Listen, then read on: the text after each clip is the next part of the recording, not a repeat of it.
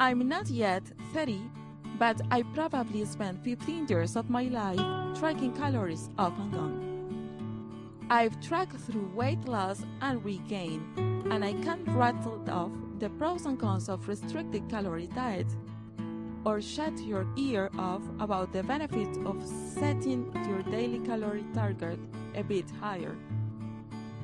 I've tracked calories in an app with a pen and paper, and under other guises, I'm looking at you, Weight Watchers.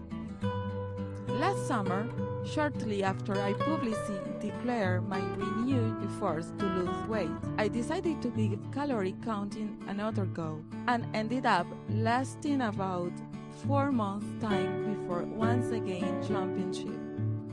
And I'm not sure I'll ever go back. Ban the word diet from your vocabulary and lose weight while still eating the foods you love. While tracking calories is certainly a great way to understand exactly what you are putting in your body, let's face it, it's super tedious. It is not to be this way for everyone, but I get instantly annoyed when I go to bite into something and think, I need to log those 125 calories. So I stopped. At first, I worried that my weight would spiral outward and felt a bit guilty, but not sticking with my plan. However, I soon realized that counting calories wasn't necessarily the best way for me to keep my weight in check. Here's what actually happened and what I learned in the process. I was less stressed. Each morning, I start my day with a cup of coffee and a sprouted wheat toast topped with natural peanut butter and honey. The ritual of making and enjoying that mini meal gives me a moment to wake up and set an intention for the day. It's my calm and peaceful time, and calorie counting ruined it. After all, there is nothing peaceful about rustling around searching for measuring spoons. So I don't accidentally put too much cream in my coffee or write down that I ate a teaspoon of peanut butter when I really slather on a tablespoon. When I stopped logging calories, I was able to enjoy my morning ritual. I took my peanut butter directly from the jar to the toast, without measuring it first. I drank a second cup of coffee with half and half, without wondering if I was willing to sacrifice 79 calories. All in all, my mornings and the rest of my day were much more relaxed.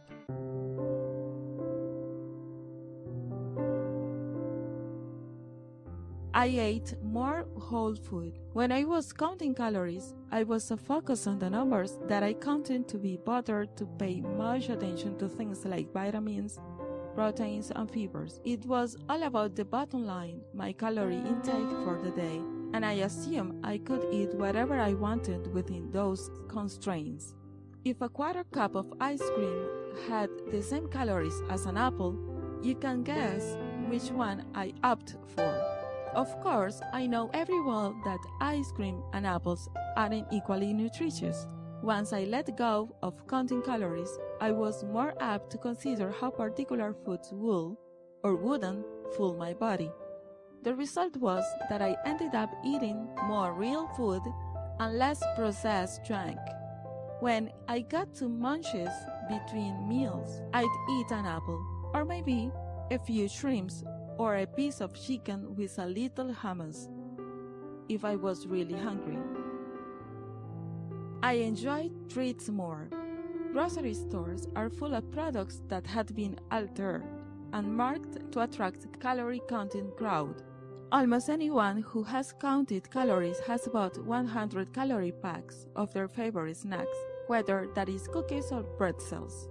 Although they are marked as healthy, on the rare occasions that I ate them, I knew I wasn't making the best snack choices. Same goes for those sugar-free candies, which usually give a stomachache. When I stopped counting calories, I stopped buying all those fake foods. I crave chocolate. I now eat a piece of a real stuff and savor it. And it's way more satisfying than those sugar-free candies everywhere. My meals and snacks become more balanced. When I stopped tracking calories, I still wanted to feel I was in control of my diet, so I set a goal of incorporating a fruit or vegetable into every meal or snack, as well as a little bit of protein, something I know from the past experience works well for my body. By willing those requirements I set for myself, I automatically gravitated toward more balanced meals. In the past, I might have had just a banana for a mid-morning snack, but now I might take a smoothie with banana, protein powder, and spinach. Yes, it has more calories than a single banana, but the balance of nutrients keeps me full for longer. There is no big impact on my weight. The main reason I was tracking calories to begin with was, of course, to lose weight.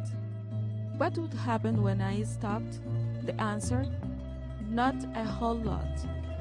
I continued to lose about a pound a month, which was consistent with what I had been losing after I recommitted to regular exercise nearly a year ago.